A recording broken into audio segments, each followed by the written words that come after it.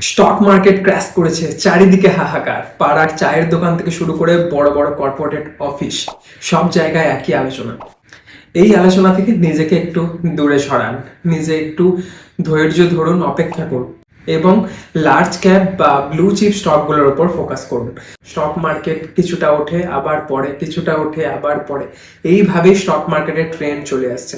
তো সবসময় যে স্টক মার্কেট আপ হবে, সবসময় যে স্টক মার্কেট মোটামোটা রিটার্ন দিয়ে যাবে, সেটা কিন্তু নয়। স্টক মার্কেট পুরোটাই নির্ভর করে আমাদের অল ওভার ওয়ার্ল্ডের ইকোনমির উপরে। তো যখন যখন যেরকম সেন্টিমেন্ট মার্কেটে থাকে, সেই অনুযায়ী স্টক মার্কেট পারফর্ম করে। তো সেই জন্যই বারবার বলি যে স্টক মার্কেট শর্ট টার্মের জন্য নয়, লং টার্মের কথা ভাবুন, লং টার্মের চিন্তা ভাবনা করুন।